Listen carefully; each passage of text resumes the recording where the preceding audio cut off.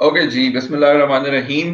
बहुत सारे लोग मेरे से एक सवाल करते हैं, वो लोग जो रेडियो फॉलो करते रहे हैं और they know I think I have done radio from 2006 7 से लेकर तकरीबन 2012 तक की। अब बहुत सारे लोगों ने मेरे से पूछा कि उस मीडिया के सफर का आगाज इसमें आना कैसे हुआ। तो मुझे एफएम रेडियो का बिल्कुल पता नहीं था। I didn't know what FM radio was. मेरे एक बहुत अच्छे दोस्त थे, उन्होंने मुझे एक दफा रेडियो शो पे मदऊ किया। वाले साहब के साथ जाना होता था मुख्तलिफ शोज पे, लेकिन उन्होंने मुझे एक दफा बुलाया एंड वहां से उस सफर का आगाज हुआ। और फिर मैंने अब भी अपने रेडियो और मीडिया के सफर का गुरु कहता हूँ, क्योंकि he was the one who brought me where I was towards radio side. And वहां से फिर हमारे सफर का आगाज हुआ, which later on expanded. So I am talking nobody else than Ali Naqvi, and I'm honored to have him here today. And Assalamu alaikum, sir. वालेकुम सलाम। दानियाल कैसे हैं आप? I'm absolutely good. तमाम Ali, व्यूअर्स को भी सलाम अलैकुम मेरी तरफ से। वालेकुम सलाम जी। बहुत सारे लोग जो अली नकवी को मुख्तलिफ हैसियत से जानते हैं, रेडियो के हवाले से जानते हैं, मीडिया के हवाले से जानते हैं, एक अच्छे सहाफी लिखने वाले की हैसियत से जानते हैं। तो आज जरा हम अली नकवी से बहुत सारी डिस्कशंस करेंगे, कुछ हिस्ट्री की बातें करेंगे, कुछ बहाउद्दीन ज़कीर यूनिवर्सिटी की बातें करेंगे, और कुछ पुरानी यादें ताज़ा करने के लिए जो है हमारी कोशिशें जारी रहेंगी। So first of all, Ali, welcome to the Evolve Talk. मुझे ये बताइए, लॉकडाउन कैसा जा रहा है? सबसे पहले तो दानियाल आपको बहुत मुबारक हो इस नई सीरीज के लिए जो ये वॉल्व के नाम से आपने शुरू की है। और I wish you best of luck for DS global, for evolve, for all you are doing. मुझे ये पता है कि आप एक डूअर हैं, आप एक कर गुजरने वाले आदमी हैं, और ये जिंदगी में मुझे लगता है कि सिर्फ डूअर होना ही काफी होता है। और बाकी चीजें तो जाहिर है कि हमारी जो दीन है वो भी यही कहता है कि आपके लिए वही कुछ है कि जिसकी आप कोशिश करते हैं। तो ये मुझे पता है कि आप कोशिश के मामले में तो एक बहुत शानदार आदमी, और ये एक बहुत अच्छी कोशिश है। और उसमें जो मेरे लिए बर्डन है वो ये हो गया है कि अंकल हमीद सिद्दीकी के बाद और बाकी कुछ मतलब कुछ फॉरेनर्स के बाद आपने ये जो मेरे पे बम गिराया है एकदम से कि मैं आपसे बात करूं, तो ये मेरे लिए थोड़ा सा मुश्किल है। और इस लॉकडाउन में जो है ये, लेकिन एक इस लॉकडाउन में एक हवा का झोंका भी ये साबित हुआ है मेरे लिए कि मैं चले दुनिया से, दोस्तों से कुछ बात कर सकूं। बिल्कुल ऐसे ही। अच्छा, नकवी, ये लॉकडाउन को ना बहुत सारे लोगों को कनेक्ट भी किया है। बहुत सारे लोग जो नहीं जानते कि मैं और नकवी, मेरा जो आबाई घर है मुल्तान का, बहुत करीब है, हम इकट्ठे रहते हैं, लेकिन हमें फासला बड़े दूर हो गए थे। मतलब नेचर ने तो हीलिंग की, मुआशरे में ये आलूगी कम हुई, सारा कुछ हुआ, लोग भी करीब आ गए। हाँ, नहीं, ये बिल्कुल ठीक है। मैं तो मतलब ये कि ये जो कुछ मिजरी इंसानों पे बीत रही है, उसको अगर हम कुछ देर के लिए भूल जाएं या उसको कुछ देर के लिए गुफ्तगू से बाहर रखें, तो यार ये कोरोना तो बहुत बड़ी नेमत के तौर पे जो है ना ये सामने आया है। कि मैं ये देख रहा हूँ कि मैंने ऑलमोस्ट अराउंड 10 years के बाद, कोई 10 साल हो गए, मैंने अपने लॉन में तोता नहीं देखा था। और उस दिन मैं बैठा हुआ था तो दरख्त में तोते, दो दो तोते मौजूद थे। और ये जाहिर है कि ये कोरोना की बरकत है कि जिसकी वजह से तितलियां वापस आ गई हैं, जुगनू वापस आ गए हैं, तोते वापस आ गए हैं, माहौल में बेहतरी है। सुबह सुबह आपको ज्यादा परिंदे चहचहाते नजर आते हैं। उस दिन आपको तो खैर जाहिर पता ही है कि बहाउद्दीन ज़िक्री यूनिवर्सिटी हमारा रोमांस रहा है, तो हमने एक एक चीज हम नोटिस करते रहे वहां अभी पे। अभी उसमें बड़ी डिटेल में हमने डिस्कशन नहीं करनी नहीं, भी है, वैसे बड़ी कंट्रोवर्शियल बातें मैं होंगी। तो सिर्फ नहीं नहीं, मैं तो सिर्फ और सिर्फ एक छोटी सी आपको बात बता रहा हूँ कि जब हम पढ़ते थे उस वक्त हम देखते थे तो शाम के वक्त बड़ी तादाद में कौवे जो हैं वो अपने अपने घोंसलों को, जो पीछे आपको पता है कि खेत है बहादुर यूनिवर्सिटी के, वहां जा रहे होते थे। फिर over the period of time मैंने देखा कि ये कम होते गए। अब मैं उस दिन बहादुर यूनिवर्सिटी गया था तो फिर मुझे उसी तरह के होल यूनिवर्सिटी के ऊपर से गुजरते हुए नजर आए, जिसमें मुझे मुझे तो बहुत खुशी हुई उसको देख के। अच्छा, नकवी, मैं सफर का आगाज करना चाहूंगा। बहुत सारी बातें हैं, बहुत सारी डिस्कशंस हैं, बड़ी कंट्रोवर्शियल बातें भी करनी है। आप बहुत सारी कंट्रोवर्शियल बातें जो हैं वो लिखते भी हैं, तो हाँ। उस पे भी हम बड़ी बात करेंगे। मुझे थोड़ा सा ये बताएं कि सबसे पहले मैं सवाल, क्योंकि करंट है और हमेशा मैं करता भी हूँ, लॉकडाउन में अली नकवी की जो रूटीन थी, मतलब कितना डिफरेंट हुआ? दोस्तों के करीब हुए, घर से डिफरेंट हुए, घर को टाइम देने का मौका मिला, किस तरह से लाइफ चेंज हुई है? आपको आपको पता है कि मैं तो एक जो है वो डेरेदार आदमी हूँ, हम्म, और मेरे पास बहुत सारे लोगों का रश रहता है। हम्म, आप भी कभी कभी मेहरबानी करते हैं जब आप तशरीफ लाते हैं, तो जो सबसे बड़ा फर्क पड़ा वो तो शाम की रूटीन पे पड़ा। और हम्म, शाम की रूटीन पे फर्क ये पड़ा कि जाहिर है कि हम तो एहतियात पसंद हो गए। हम्म, तो शाम में जो रौनक थी उसमें शुरू में तो बिल्कुल ही वीरानी आ गई, छा गई। लेकिन ये कि फिर हमने देखा कि 15-20 दिन जब हो गए, तो वो लोग के जो बिल्कुल ठीक थे, और वो लोग के जिनकी हमें रूटीनें पता है कि ये मोहतात लोग हैं, तो वो थोड़ी बहुत वो रिवाइव हुआ। लेकिन ये कि जो एक फैमिली के साथ बैठने का मामला था ना, वो बड़ा खराब हो गया था। हम्म, और अब ये कि मैं अपनी वालदा के साथ बैठ के जो है वो टीवी देखता हूँ, उनके साथ एंजॉय करता हूँ, अपनी बेटी के साथ एंजॉय सही। करता हूँ, घर वालों के साथ एंजॉय करता हूँ। तो अच्छा, ये फर्क तो। अली नकवी को बहुत सारे लोग, मुल्तान के फॉलोअर्स, बहुत सारे लोग जो हैं वो एफएम रेडियो के हवाले से जानते हैं, ठीक है? हम्म। मुझसे मुझसे तो बहुत सारे लोगों ने सवाल किया, लेकिन अली, मैं आपसे सवाल करना चाहूंगा, ये एफएम रेडियो का आगाज कब हुआ था? मतलब शौक था बोलने का शुरू से, कैसे आगाज हुआ, और फिर इतना बड़ा नाम के लाहौर में भी अभी मैं कहीं जिक्र होता है शेर व शायरी के प्रोग्राम का या इंटरव्यूज के प्रोग्राम्स का, और फिर एक बड़ा मशहूर नाम था यूथ मैजिक के नाम से, जो जबरदस्त, वो जरा हाँ। दौर रिकॉल कराए ना मुझे, ये रेडियो का दौर का कैसा आगाज हुआ था? रेडियो का आगाज हुआ 2004 जुलाई में। अगर मैं इसको मतलब अगर आप मुझसे डेट पूछेंगे तो मुझे वो नहीं याद, मुझे महीना जरूर याद है। हम्म, और FM 103 अपनी टेस्ट ट्रांसमिशन उसने शुरू की मुल्तान से। तो सही। हम ख्याल आया कि यार जाते हैं, जरा देखते हैं इधर क्या सूरत हाल है। तो मैं FM 103 गया, और हम्म, वहां पे मेरी मुलाकात सजाद खोखर साहब से हुई। उस वक्त हाँ, वो उसको रन कर रहे थे। तो उन्होंने जो है ना मुझसे सिर्फ एक सवाल पूछा, वो मुझे आज भी याद है। उन्होंने कहा कि आप उर्दू स्पीकिंग है? मैं कहा हाँ हम्म, मैं उर्दू स्पीकिंग हूँ। कहते अपनी CV जमा कराएं जल्द से जल्द। अच्छा, तो उस CV को जमा कराने से पहले मुझे ये शाम में एक भाई के दोस्त का फोन आया, और उन्होंने कहा कि हमारे कुछ दोस्तों ने मुल्तान में FM 103 खोला है। हम्म, तो मैंने कहा यार ये तो पता नहीं, ये तो अजीब इत्तेफाक है कि ये आज ही इनकी मुझे कॉल भी आ गई। और हम्म, उन्होंने मुझे कहा कि वो जो दोस्त हैं वो आ रहे हैं मुल्तान, तो वो तुमसे रब्ता करेंगे। तो सही। तुमने जो है वो बाकी जो दोस्त हैं खालिद सईद साहब और बाकी इन सब से उनको मिलवा देना। तो खैर मैं ठीक है। ऐसे फिर मैं रेडियो चला गया। और हम्म, उन्हीं दिनों में इत्तेफाक ये हुआ कि मिर्जा इब्न हनीफ साहब का इंतकाल हो गया। ओ, तो अच्छा, वो जो दोस्त थे वो उन्होंने मिर्जा साहब का काम पढ़ा हुआ था, तो उनको बड़ा दुख हुआ। तो उन्होंने कहा कि जो है यार इसके हवाले से कुछ करना चाहिए। तो मैंने हम्म, एक शो, जो पहला शो किया FM 103 पे, वो शायद अभी तक मेरी जिंदगी का सबसे बड़ा शो है।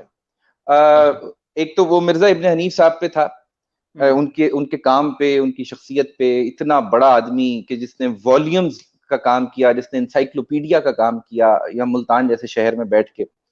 हम्म, उस शो में आप ये देखिए कि मेहमान कितने बड़े बड़े, आसिफ करनाली साहब उसमें, डॉक्टर असलम अंसारी साहब उसमें, सही। डॉक्टर मुबीना तलत उसमें, खालिद सईद साहब उसमें, फैयाज तहसीन साहब उसमें। तो मेरा मतलब ये कि एक इतनी बड़ी अनवार अहमद साहब उसमें, हम्म, तो रऊफ शेख साहब, अब मुझे याद आ रहा है ऐसा ऐसा, तो रऊफ शेख साहब भी उसमें। तो सही। जो है ना वो देखा जाए अभी तक, तो मेरी जिंदगी का जो पैनल के हिसाब में अगर देखे तो जिंदगी का जो सबसे पहला शो था, वो आज तक भी वो जिंदगी का सबसे बड़ा शो मैं उसको गिनता हूँ। हम्म, तो और बस फिर उसके बाद, हाँ उसके बाद फिर यूथ मैजिक शुरू हुआ। और हाँ, बस फिर वो आपने हाईजैक किया, और आप जैसे बहुत सारे दोस्तों ने मिलके उस पे कब्जा जमाया। तो वो मेरा कभी भी यूथ मैजिक को अगर आप देखें, तो वो मेरा शो कभी भी नहीं था।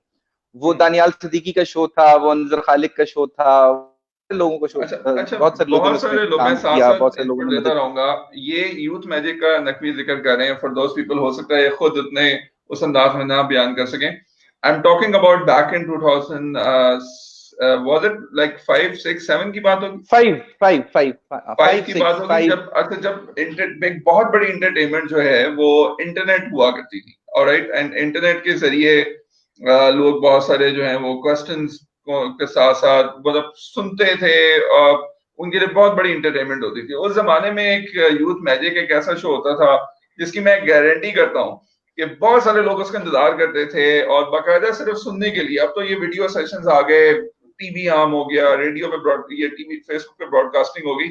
It was one of the most popular shows in that time. ये तो आप लोग ही बताएंगे जिन लोगों ने सुना। मुझे तो ऐसे लगता है वही लोग सुनते थे जो लोग उस शो में आए हुए होते थे जो पार्टिसिपेंट्स होते थे। नहीं, मैं इसलिए कह सकता हूँ क्योंकि उस शो में आने वाले बहुत सारे लोग बाद में रेडियो आर्टिस्ट बने, टेलीविजन आर्टिस्ट बने और बहुत आगे गए। So it was one hmm. Of the best shows in that time. वो अब अच्छा, तो फिर था आगे ही आगे थोड़ा सा बताएं जी।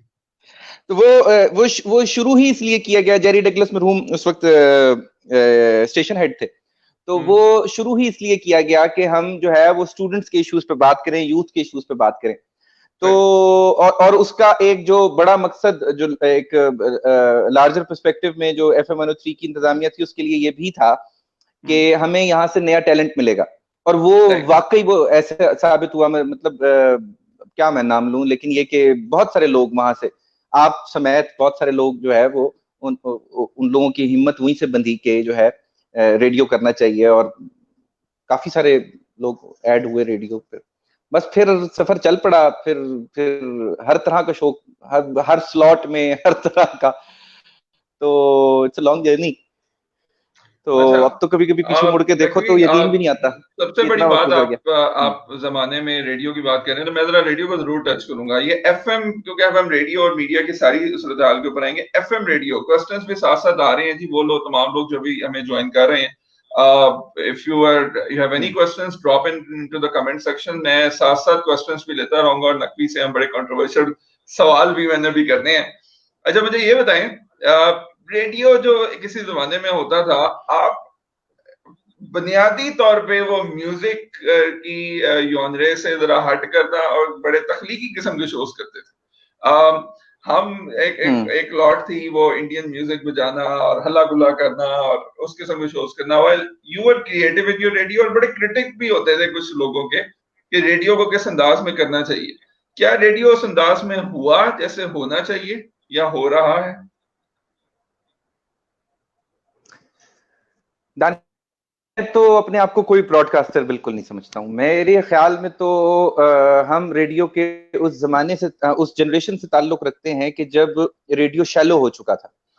ठीक। मैं अक्सर ये वाकया सुनाता हूँ कि कैसे कैसे लोग थे हमारे रेडियो पे, जब रेडियो पाकिस्तान कम से कम, तो कैसे कैसे लोग थे। मिसाल के हम्म। तौर पे एक वाकया सुना देता हूँ आपको छोटा सा, कि जो है हमारे पाकिस्तान, रेडियो पाकिस्तान के पहले जो यानी कि आप कह लें या जो भी कह लें, तो वो जुल्फकार बुखारी साहब थे, फिरोज बुखारी के छोटे भाई।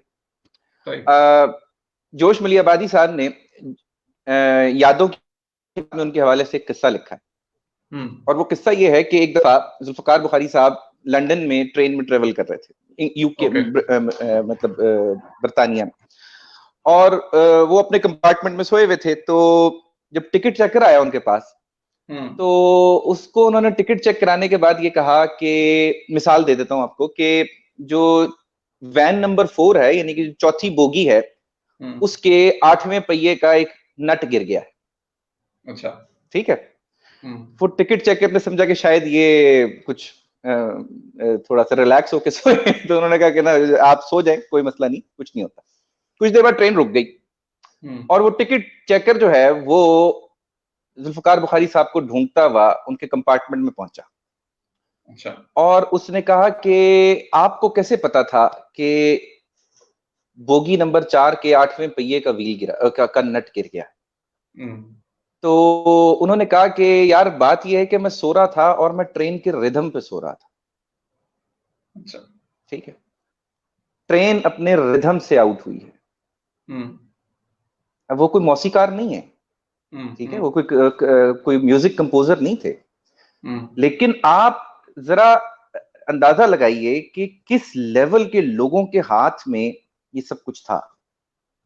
मैडम नूरजहां जैसी गुलकारा और उन जैसा तलफ्फुज, उन जैसी शायरी की समझ, मेहदी हसन खान साहब जैसा आदमी, अमानत अली खान साहब जैसा आदमी, तारिक अजीज साहब जैसा आदमी, ज़िया मुहिउद्दीन जैसा आदमी, तलत हुसैन साहब जैसा आदमी, आबिद अली साहब जैसा आदमी, फिरदौस जमाल साहब जैसा आदमी, ये मुझे अपने साथ तो नजर नहीं आए।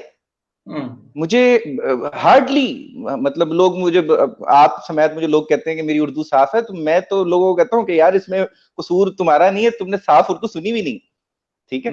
तो मुझे तो नहीं नजर आया। अच्छा, अब लोग ये कहते हैं कि जी वो पुरानी बातें हो गई थी। अच्छा चले जी, मैं मान लेता हूँ कि उर्दू के तलफ्फुज पुरानी बातें हो गई होंगी। क्या गायकी भी पुरानी बात हो गई है?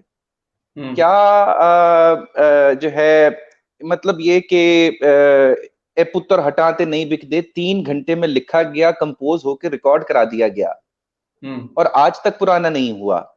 ए वतन के सजीले जवानों एक दिन में लिखा गया, एक ही दिन में रिकॉर्ड हुआ और एक ही उसी दिन ब्रॉडकास्ट हो गया, ठीक है, आज तक पुराना नहीं हुआ।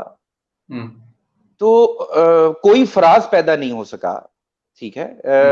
कोई कोई कोई जिसे आप कहें कि इफ्तिखार आरिफ नहीं पैदा हुआ। इतने बड़े बड़े क्राइसिस गुजरे। मैं अक्सर ये सवाल करता हूँ कि पिछले 20 सालों में अगर हम नजर डालें तो बदतरीन दहशतगर्दी से हम गुजरे, ये मुल्क गुजरा, ये खित्ता गुजरा, लेकिन आपने क्या, आपको 20 सालों में कोई बड़ा इनकलाबी शायर पैदा होता नजर आया? कोई हबीब जालिब, कोई फैज अहमद फैज, कोई अहमद फराज, कोई मोहसिन नकवी, कोई जॉन एलिया, कोई परवीन शाकिर? तो इन्हितात का जमाना है ये, इसमें तो कोई शक नहीं है। और मैं अगर ये कहूं कि मेरे सीनियर्स को कुछ नहीं आता था, तो यार इससे बड़ी बददियानती और इससे बड़ा झूठ नहीं हो सकता। सही, ठीक है। नहीं अच्छा, न कि मैं साथ साथ क्वेश्चन करना चाहूंगा, ये बड़ी बड़ी अहम बात है कि अदब, तख्लीक, वक्त के साथ उसमें गिरावट, यानी कि वो चीज बड़ा बड़ा राइटली पॉइंट आउट किया कि इस किस्म के जब गाने आज भी जब चलते हैं। अच्छा, हमारा कोई मिली नगमा जो है, मेरा ख्याल है कि मैं कोई हाजिर करीब में या मैं सोचूं मादी करीब में, तो मुझे शायद जज्बा जुनून याद आ जाएगा। तो वो भी कोई 25 साल बना हुआ पुराना गाना है, यानी कि उसके बाद हमारे पास कुछ आखिरी, बनाने को हाँ, नहीं है। आखिरी बड़ी हिट जो है वो दिल दिल पाकिस्तान है, उसकी आप डेट निकाल लीजिए। आखिरी दिल बड़ी दिल हिट जिसे पाकिस्तान, मेगा हिट आप कहते हैं। हाँ, ये अभी भी मैं कहूँ, मैंने कोई एक गाना चलाना है तो कौमी तराना चलाना है या कोई इस तरह का तराना हो, तो फिर मे भी आपके पास एक गाना आएगा। अच्छा, इसकी रीजंस तो बेशुमार हैं, रेडियो की या इस सारी चीजों के गिरने की। क्या मेन रीजन समझते हैं? Commercialism was one thing. Commercialism मतलब इज अ मेजर रीजन, बिल्कुल। आप देखिए कि लोगों का जो अटेंशन स्पैन है वो दिन ब दिन सुकड़ता जा रहा है। You started from anywhere. मेरा मतलब यह है कि जो आप, मैं मेरी पिछले दिनों मेरी नजर से गुजरा वो पेपर कि जो इंग्लिश लिटरेचर का 1981 का पेपर था बहाउद्दीन ज़िक्री यूनिवर्सिटी का, सही है। वो पेपर तो आज नहीं अटेम्प्ट होता बच्चे से। उसकी रीजन है, उसकी रीजन ये है कि आपको ओरिजिनल टेक्स्ट पढ़ना पड़ेगा। जो कुछ आज हमें फिलॉसफी में, आज हम अपने इवन जो पीएचडी करते हैं फिलॉसफी में, आपका क्या ख्याल है कि वो प्लेटो का लिखा हुआ ओरिजिनल टेक्स्ट पढ़ सकते हैं? एरिस्टोटल का लिखा हुआ ओरिजिनल टेक्स्ट पढ़ सकते हैं? नहीं पढ़ सकते, ठीक है। वो इसलिए नहीं पढ़ सकते हैं क्योंकि ये नहीं है कि जहानत कम हुई है, जहानत तो मुझे लगता है कि बढ़ी है। लोग स्मार्ट हुए हैं, गैजेट ने और टेक्नोलॉजी ने लोगों को इक्विप्ड किया है बहुत सारी उन चीजों से जो पहले नहीं थी, लेकिन उसके साथ साथ एक सतहियत जो है ना, उसका उसमें इजाफा हुआ है। आप देख लीजिए कि पहले आराम से लोग टेस्ट मैच देख लेते थे, अब वनडे देखना मुश्किल होता जा रहा है लोगों के लिए। ये अटेंशन स्पैन का मसला है, ठीक है। अच्छा, इसी तरह से आप देख लीजिए कि लोग पहले कवाली सुन लेते थे 1 घंटे की, वहां से उठ के मामला जो है वो 3 मिनट पे आ गया है गाना, और जो है आपके सामने है। किस किस चीज की मैं आपको मिसाल दूं? तो अच्छा, जो ये हमारा कमर्शियलिज्म बेशुमार अंदाज में इसमें शामिल हुआ। रेडियो की ये खास ऑडियंस है अली, कम हुई है, ज्यादा हुई है? रेडियो की ऑडियंस के वाले से क्या क्वेश्चंस भी हमारे पास काफी आ गए हैं रेडियो के मैं वाले से। मैं मैं करूंगा अब आपसे क्वेश्चन। इस पे एक छोटा सा रेडियो में कमेंट कर बताएं। देता इस पे मैं छोटा सा अली जी। कमेंट कर देता हूँ। मुझे लगता ये है कि अब मैं आजकल भी कभी कभी रेडियो करता हूँ। हम्म। अ, मुझे ये लगता है कि रेडियो की ऑडियंस खत्म हो चुकी है। हम्म। और मुझे ये लगता है कि अगले 5 सालों में टेलीविजन की ऑडियंस भी बिल्कुल खत्म हो जाएगी। अच्छा। ये मेरा अपना जाती ख्याल है, और ये कोई मेरी ख्वाहिश बिल्कुल नहीं है। मुझे इस पे दुख है, हम्म। मुझे इस पे अफसोस हम्म। है कि हम्म। एक बहुत बड़ा मीडियम है आज भी। और मतलब ये नहीं है कि वेस्ट में रेडियो खत्म हो गया। वेस्ट में रेडियो की इम्पोर्टेंस है और लोग रेडियो सुनते हैं, और जो स्ट्रीट रेडियो है, जो कम्युनिटी रेडियो है, वो बहुत ज्यादा सुना जाता है। लेकिन हम्म। हमारे यहाँ तो जाहिर है कि आपको पता है कि रुझानात के बड़े अजीब से इश्यूज हैं।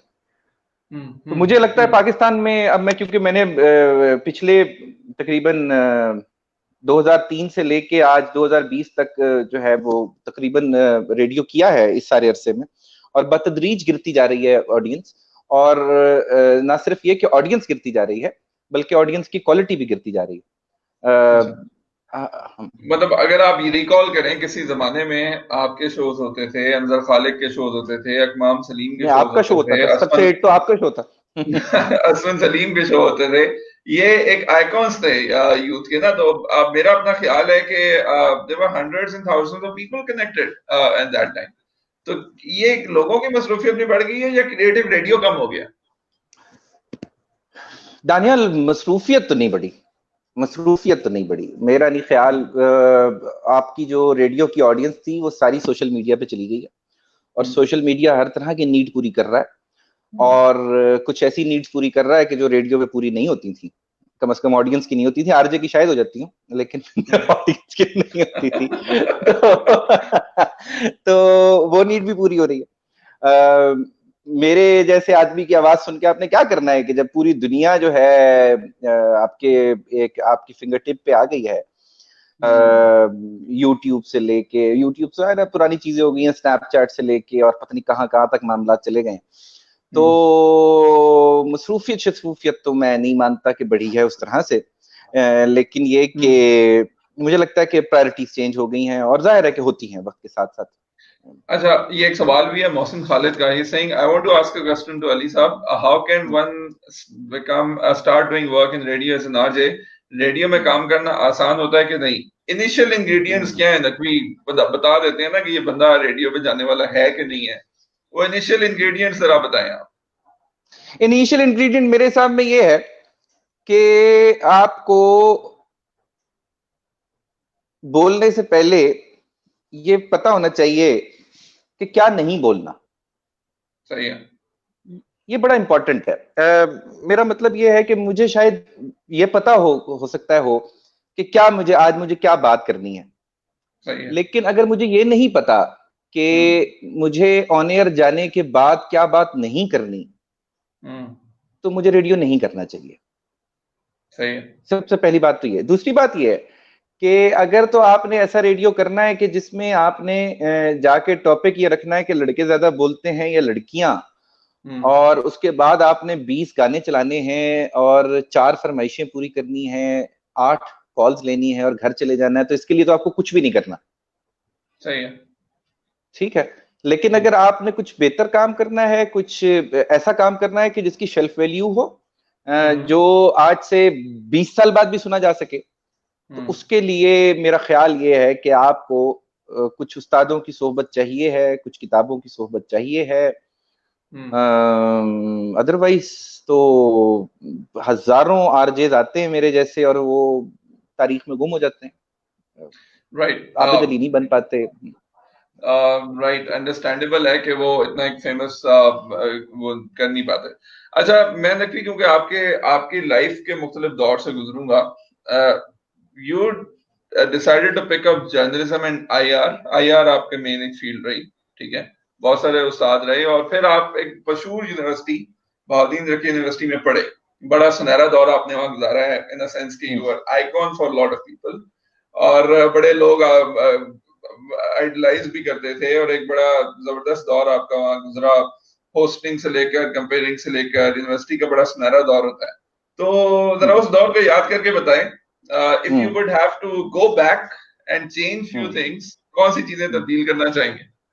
यार कुछ भी नहीं, नथिंग, मतलब एवरीथिंग। आज मैं जब पीछे खड़े होकर देखता हूँ, मतलब मुड़ के कभी, तो मुझे लगता है कि जैसे वो उधर उस वक्त सब कुछ परफेक्ट था। हम अपने एनर्जी के फुल लेवल पे थे, एक मतलब पीक पे थे। और सबसे खूबसूरत बात थी वो ये थी कि वक्त ने बहुत सारे ऐसे लोग उस वक्त इकट्ठे कर दिए कि जो पता नहीं, मैं तो इस बारे में बाइस्ड हूँ कि मुझे नहीं लगता कि बहाउद्दीन यूनिवर्सिटी की हिस्ट्री में कभी इकट्ठे हुए होंगे। तो अच्छा। शायद मैं बाइस्ड हूँ, मैं पहले ही कह रहा हूँ कि मैं बाइस्ड हूँ। मतलब मैं अगर रिकॉल करूं तो कैसे कैसे जबरदस्त हमारे साथी थे, कैसे कैसे जबरदस्त हमारे असातिज़ा थे। कहाँ आज के बच्चों को ख्वाजा अलकमा जैसा आदमी नसीब होगा, कहाँ आज के मतलब बच्चों को डॉक्टर ज़फ़रुल्लाह जैसा आदमी एक वीसी के तौर पर नसीब होगा। मतलब मैं तो इसमें एक और बात का एडिशन कर देता हूँ कि कहाँ खालिद मकबूल जैसा गवर्नर आएगा दोबारा, कि जो जो अच्छा, जितनी खालिद साहब का आपने जिक्र किया, लोगों का इन्वॉल्व होते थे स्टूडेंट एक्टिविटीज के अंदर, हमें राइट? अभी तो प्रायोरिटीज बदल गई, गवर्नर का तो अब स्टूडेंट्स से ताल्लुक ही नहीं रहा, मतलब दूर सवाल ही दूर नहीं तक। पैदा सवाल ही नहीं पैदा। मतलब आप खुद शाहिद हैं इस बात के कि governor Khalid Maqbool was like a friend to us, for all of us. मतलब ये कि मैंने उनके साथ बैठ के चाय पी हुई है, उनके सामने खड़े होकर सिगरेट पी हुई है। ये कहाँ, मतलब ये ख्वाजा अलकमा साहब के कमरे में बैठ के हम सिगरेट पीते थे, चेयरमैन के कमरे में। आप आज ये सोच सकते हैं? अच्छा, और सिर्फ ये नहीं कि सिगरेट पीते थे, तो हर रोज वहां से उनकी कोई किताब लेके चुरा के बाहर निकलते थे, किताब रिकमेंड करा के बाहर निकलते थे, कोई असाइनमेंट लेके बाहर, असाइनमेंट अदर देन क्लास के, मतलब क्लास में तो खालिद साहब ने कभी उस तरह से असाइनमेंट दी नहीं थी, लेकिन वो असाइनमेंट कमरे से लेके निकलते थे। फिर शाम में उनके घर चले जाते थे और रात 1-1 बजे तक उनके घर बैठते थे, कबाब खाते थे, उन्हीं की डब्बी से सिगरेट पीते थे। ये यानी कि पता आप नहीं ये मुझे कहते हैं कि उस टाइम उस्ताद, और ये अगर मैं 10-15 साल पहले की बात कर रहा हूँ, 10 साल पहले की, 12 साल पहले की, उस्ताद और शागिर्द का ताल्लुक बड़ा करीबी होता था, अब वो नहीं ना? अभी भी होंगे यकीनन, ऐसी बात तो नहीं है कि असातिज़ा नहीं रहे, ऐसे असातिज़ा यकीनन है, लेकिन ये कि वो उस वक्त बड़ी तादाद में मौजूद थे। मतलब मैं अगर याद करूं तो मैं तो ये तो अच्छे खासे नाम हैं इस वक्त, मतलब डॉक्टर अनवार अहमद, डॉक्टर ज़फ़रुल्लाह साहब, खालिद सईद साहब, अंकल हमीद सदीकी साहब, जी आर पाशा साहब, कितने नाम लूं, मुबीना तलत साहिबा, डॉक्टर साहिका, हुमैरा आरिफ दस्ती, कितने नाम लूं मैं, कि ये सीनियर तरीन लोग थे। लेकिन आप का इनसे कोई ऐसा मामला ही नहीं था कि आपको कभी डर लगे, कभी हिचकिचाहट हो। हम जाके लड़ पड़ते थे अपने किसी इवेंट के लिए कि ये कराएंगे हम, किसी ट्रिप के लिए। लेकिन अब तो जिस तरह के बच्चे सहमे हुए फिरते हैं, मुझे तो बहुत बहुत इन्हितात का एहसास होता है। वही जो मैंने आपसे शुरू में बात की। अच्छा, मैं वही सवाल में उस पे आने वाला था कि हमारा स्टूडेंट भी बदल गया। अच्छा, अब स्टूडेंट एक्टिविटीज बहुत ज्यादा होती थी। आप ज़करिया यूनिवर्सिटी के बहुत सारे फॉलोअर्स इस टाइम सुन भी रहे हैं, क्वेश्चंस भी मेरे पास आ रहे हैं, मैं ऐसे ऐसे डालूंगा क्वेश्चंस। याद होगा वो दौर, जबरदस्त एक्टिविटीज होती थी, student week, we both will remember it for long time, कैसी एक्टिविटीज थी। लेकिन अब उस किस्म बिल्कुल का सुनना बड़ा कम होता है। नहीं, वो होता ही कुछ नहीं है, होता ही कुछ नहीं है। देखें दानियाल, मतलब टू बी ऑनेस्ट अगर आप मुझसे पूछें तो हमारी यूनिवर्सिटियों का जो अब मोटो है या टारगेट है, वो मुझे तो सिर्फ एक लगता है कि आपने एक क्लर्क पैदा करना है, आपने जो है ना मैक्सिमम आपने एक फ्रेंचाइज मैनेजर पैदा करना है, एक ऐसा आदमी पैदा करना है कि जो बहुत लिमिटेड स्किल सेट के साथ मार्केट में जाएगा। कभी आप मैं चाहूंगा कि आप कभी अंकल हमीद सदीकी से इस पे सेशन रखें कि 60s में और अर्ली 70s में हमारा निज़ाम तालीम क्या था। तो वो आपको बहुत यकीनन तफसील के साथ बता सकते हैं। मैं उसका छोटा सा हवाला दे के हम किसी और तरफ चलते हैं कि आपने देखा होगा कि जो मुल्तान में, लाहौर में पुराने घरों पे नेम प्लेट्स लगी हुई होती थी, अब्दुल करीम एमए, बशीर अहमद साहब बीए, मिसाल के तौर पे मजहर कलीम एमए, मतलब मजहर कलीम कितना बड़ा आदमी था इब्न सफी के बाद, जिसने इमरान सीरीज लिखी, ठीक है। अच्छा, वो होते एमए थे, होते बीए थे, लेकिन उनका जो यानी कि जो उनका नॉलेज था वो इतनी मुख्तलिफ फील्ड्स का होता था कि आप हैरान रह जाते थे। उन्हें फलसफे का पता होता था, उन्हें साइंस का पता होता था, उन्हें लिटरेचर का पता होता था, ठीक है, उन्हें हिस्ट्री का पता होता था। आज सूरत हाल जरा देखिए, आप खुद माशाल्लाह से इंजीनियरिंग से हैं। कितने इंजीनियर्स आपने ऐसे देखे हैं कि जिनको पाकिस्तान की पॉलिटिकल हिस्ट्री की नो हाउ होती है? कितने ऐसे डॉक्टर्स आपको मिलेंगे कि जिनको ये पता हो कि एरिस्टोटल ने और प्लेटो ने क्या बातें की थी, ठीक है। या कितने ऐसे लिटरेचर के स्टूडेंट्स हैं कि जिनको मॉडर्न साइंसेस में होने वाली मालूमात जो इस वक्त है, इस वक्त जो डिस्कवरीज हैं या इस वक्त जो नई रिसर्चेस हैं, उनकी अलिफ बे का भी उनको आइडिया हो। जो आदमी जिस सब्जेक्ट में है उससे बाहर वो बेचारा बिल्कुल कोरा होता जा रहा है, और ये बहुत बड़ा डायलेमा है, जबकि पहले ऐसा नहीं होता था। पहले एक जो डॉक्टर था उसको पॉलिटिक्स का अच्छा पता होता था, लेकिन अब आप किसी से बात करें, मुसीबत ये है कि बात हर कोई करता है, लेकिन अपने बहुत ही सतही नॉलेज के साथ करता है, और वो जो नॉलेज तो वो होता नहीं है, वो बेसिकली वो ओपिनियन होती है जो मीडिया ने उसकी डेवलप की। इस बात पे आने लगा हूँ, नकवी रिलेटेड बात भी है। मैंने ये देखा जो माशरे में जितनी तब्दीलियां हुई कि अब जब लोग डिस्कशंस करते हैं ना किसी भी जगह पे, तो सतही लेवल की बात हो रही होती है।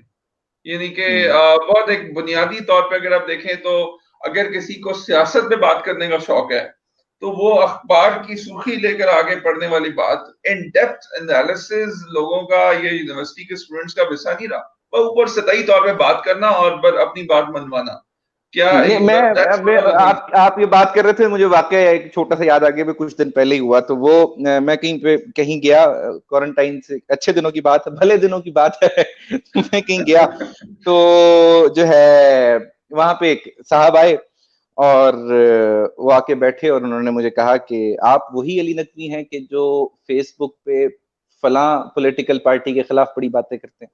मैं कि जी मैं वही हूँ। तो वो डेंटिस्ट थे बेसिकली। तो उन्होंने मुझे कहा कि आपको उस फला पॉलिटिकल पार्टी से क्या मसला है? मैं कहा जी मुझे तो कोई इशू नहीं है उस पॉलिटिकल पार्टी से, मुझे क्या मसला होना है। खैर, उनको लगा कि मैं किसी और पॉलिटिकल पार्टी से बिलोंग करता हूँ, तो उन्होंने उस पार्टी को गालियां निकालनी शुरू कर दी। तो जब वो निकाल के फारिग हुए गालियां, तो मैंने उनसे ये पूछा, मैंने कहा कि मैंने सुना है कि अगर मुंह में दाढ़ ना हो तब भी गुजारा चल सकता है और अच्छा चल सकता है।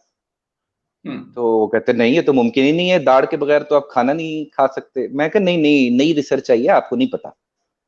वो कहते नहीं नहीं, इनको तो क्रशर्स कहते हैं, ये तो गुजा को चबाने के काम आती है और ये करती है वो। उन्होंने मुझे पूरी साख्त बताई, मैंने उनकी बात मान के ना दी। मैं कहा नहीं नहीं, ये नई रिसर्च आई है, आप तो 1960 की बातें कर रहे हैं, ये नई रिसर्च आई है, आप तक शायद पहुंची नहीं। वो बिल्कुल जिच हो गए। तो मैंने उनको कहा कि मैंने कहा मैं आपको सिर्फ ये एहसास दिलाना चाह रहा था कि जब कोई आपके एरिया ऑफ स्टडी में घुस के अपनी राय कायम करता है तो आप पे क्या बीतती है।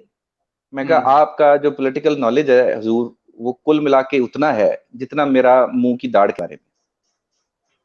तो लाइसेंस टू स्पीक जो है वो एक्सपर्ट्स के पास होना चाहिए। लाइसेंस टू स्पीक हर किसी के पास होना चाहिए, लेकिन आपको एक्सपर्ट की बात, या कम से कम जिसने कोई अगर कोई छोटी मोटी है, मैंने मतलब मैं नहीं, मैं ये नहीं कहता कि मैं को हार्वर्ड का पढ़ा हुआ हूं, लेकिन यार 4 उस्तादों के पास बैठे ही थे ना, कुछ तो पढ़ा ही होगा। वैसे तो ऑक्सफोर्ड में और बहाउद्दीन ज़िक्री यूनिवर्सिटी में फर्क कितना है जितना वफाकी और सूबाई हुकूमत में है।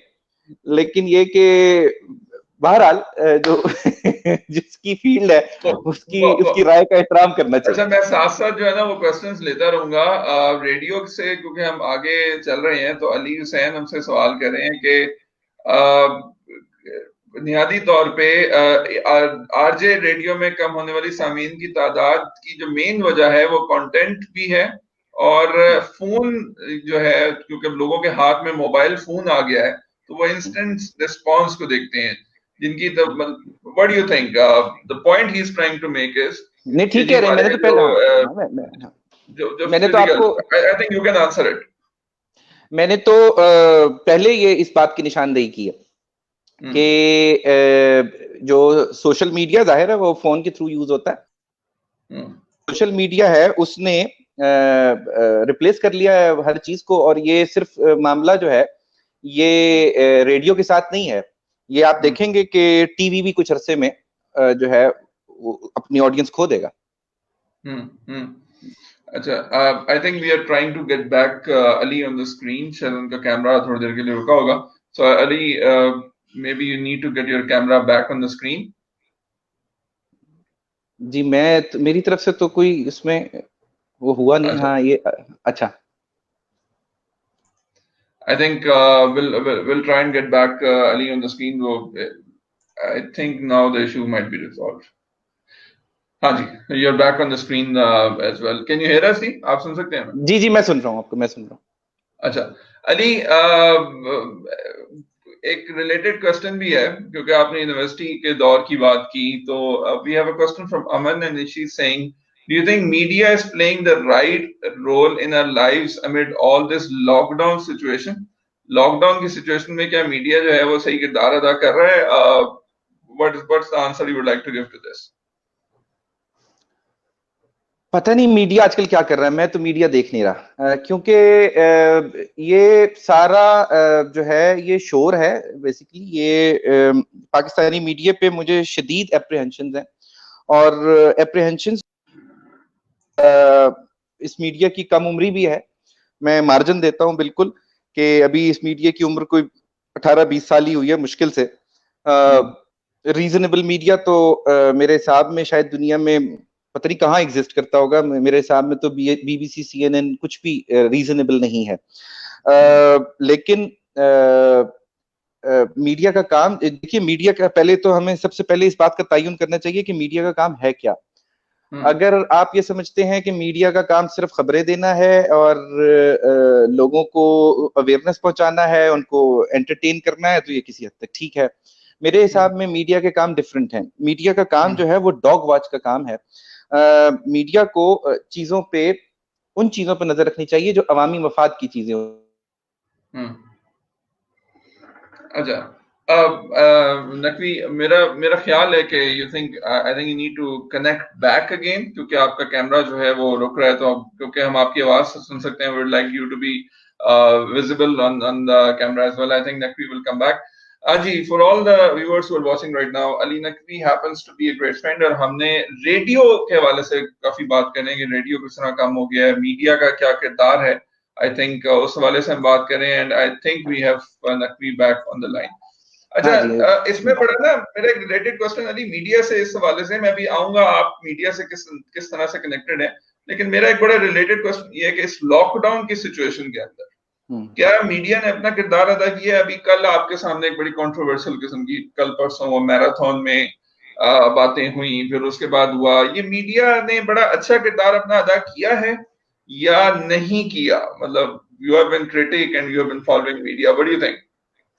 देखें, मुझे तो अब ये अंदाजा नहीं है कि सोशल मीडिया पे कितनी खुल के बात हो सकती है, लेकिन बहरहाल इस वक्त अगर आप पाकिस्तानी मीडिया की बात करें तो पाकिस्तानी मीडिया इस वक्त जाहिर है कि अपनी मतलब जब से मैं देख रहा हूं तो उस जमाने को अगर आप छोड़ दें कि जिस जमाने में अखबारात में खाली सफात छपते थे, उसके बाद से आफ्टर 88 अब जो ये जो जमाना आया है मीडिया पे सख्त तरीन जमाना है। मैं इसको इसलिए भी जानता हूं क्योंकि अब तो मैं इस काम के अंदर हूं, और मैं बहुत डिटेल में तो नहीं चाहूंगा, लेकिन चंद कॉल्स जो आ जाती हैं वो मतलब आने का दौर हो गया है स्टार्ट।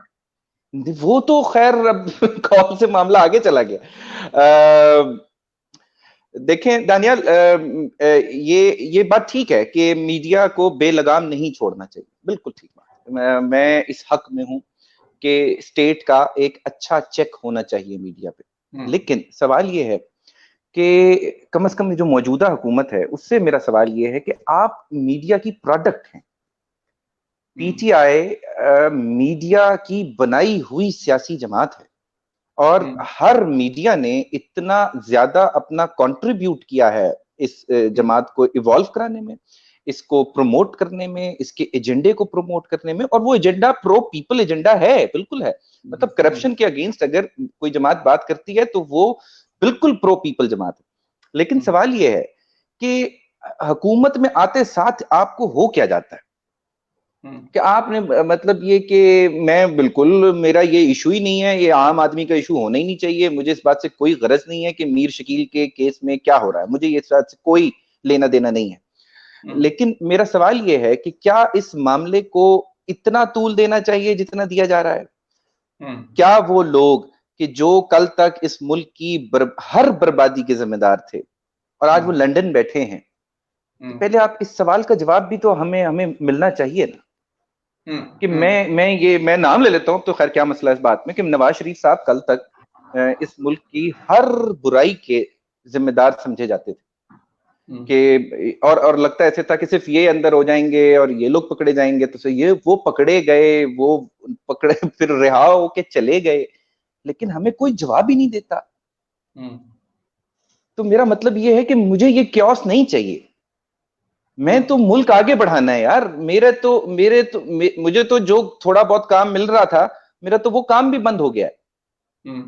कितने मतलब आप ये देखिए कि मुल्तान जैसे शहर से दुनिया अखबार बंद हो गया है। बाकी अखबारात जो हैं वो बंद होने के दहाने पे हैं। जंग अखबार को मैं अंदर से हालात उसके जानता हूं कि जंग अखबार जहां पहले जिस काम के लिए 17 लोग रखे हुए थे, वो काम अब वो 3 लोगों से चलाता है। तो मेरा मतलब ये कि इन लोगों का तो कसूर नहीं है ना कि अगर मीर शकील साहब या मियां आमिर साहब या जो लैक्सन ग्रुप है वो या जो भी है जो भी मालकान है वो अगर कुछ करते हैं तो जरूर ठीक है, आप जरूर कीजिए, लेकिन ये कि आप चूल्हा तो गरीब आदमी का बुझ रहा है, सहाफी रिपोर्टर ये तो बेचारे बहुत हम जानते हैं, करीब से जानते हैं कि उनके हालात क्या हैं, किन हालात में लोग काम करते हैं, उसके ऊपर फिर थ्रेट भी। मैं बड़ा रिलेटेड क्वेश्चन नहीं पूछना चाहूंगा। आप बहुत लिखते भी हैं और दबंग लिखते हैं, जिसको मैं कहूंगा कि कोई बड़े आर्टिकल्स जो है ना वो नकवी के मौजूद है। आप ध्यान पढ़वा रहे हैं वैसे तो कोई नहीं पढ़ता। मैं इसलिए दबंग का लफ्ज इस्तेमाल कर रहा हूँ क्योंकि अली की बहुत सारी राइटअप्स ऐसे हैं जिसपे हम यहाँ बात कर नहीं सकें शायद, लेकिन आप उनको पढ़े जरूर, जहां से मैं अभी उनके लिंक्स वगैरह शेयर जरूर करूंगा। मुझे ये बुनियादी तौर पे, मगर अगर आप इस सतही आप क्रिटिक हैं इस गवर्नमेंट के, पीटीआई के, मैं सीधी सी बात करूंगा और स्ट्रेट इस टॉपिक के ऊपर आऊंगा, लेकिन क्या हालात जिसको ये बहुत सारी हुकूमतें कहती हैं कि जी हमें तो विरासत में मिला जो मिला, ये हालात ऐसे थे, तो ये क्या इस गवर्नमेंट को भी कुछ विरासत में मिला है जो मसाइल हैं, थोड़ा सा बेनिफिट ऑफ डाउट देना चाहेंगे कि नहीं देना? बिल्कुल ठीक, बिल्कुल मैं बिल्कुल देता हूँ। लेकिन मेरा एक सवाल है कि पिछली, जाहिर है कि जो इमरान खान साहब हैं वो सबसे ज्यादा क्रिटिक पिछली 2 गवर्नमेंट्स के हैं कि जो एक पीपल्स पार्टी की गवर्नमेंट और एक मियां नवाज शरीफ साहब की गवर्नमेंट, बिल्कुल जायज बात आपकी। लेकिन अब मेरा सवाल ये है कि जो गवर्नमेंट 2008 में पीपल्स पार्टी को मिली राइट आफ्टर मार्शल लॉ, ठीक है, और ऐसे हालात में मिली कि जब उनकी सुप्रीम लीडर सड़क पे मारी गई थी, ठीक है, लीडरशिप, लैक ऑफ लीडरशिप था उस टाइम, मतलब लीडरशिप थी नहीं, एग्जिस्ट ही नहीं करती थी, ठीक है। अच्छा, आप और मैं जानते हैं कि यूसुफ रजा गिलानी साहब की कितनी एक हैसियत थी पीपल्स पार्टी में, लेकिन आप ये देखिए कि वजीर आजम उनको चुनना पड़ गया, हालांकि ये अजीब, मतलब मेरे लिए तो बहुत अजीब बात थी। अच्छा, मुल्क में शदीद बदतरीन लोड शेडिंग थी, एनर्जी क्राइसिस था, आपसे बेहतर कौन जानता है, ठीक है। मुल्क में शदीद दहशतगर्दी थी, 2004 में मुल्क में ड्रोन हमले शुरू हुए थे और जो अपनी पीक पे 2008 में पहुंचे 2009 में, ठीक है। तो क्या ये मार्जिन इमरान खान साहब जरदारी को देते हैं कि जरदारी को जो कुछ भी जरदारी के जमाने में गलत हो रहा था उसका मलबा क्या हम परवेज मुशर्रफ साहब पे डालें अगर, तो क्या इमरान खान साहब इसको एक्सेप्ट करते हैं? मुश्किल है। ठीक हो गया। अच्छा अच्छा, क्या यही मार्जिन बेनजीर की 88 वाली गवर्नमेंट को भी दिया जाना चाहिए कि वो मार्शल लॉ के फौरन बाद वो गवर्नमेंट फॉर्म होती है और एक नौजवान लड़की जो है जिसका बाप मरा हुआ था, जो जिला वतन थी, वो वापस आई और उसने मुल्क संभाला?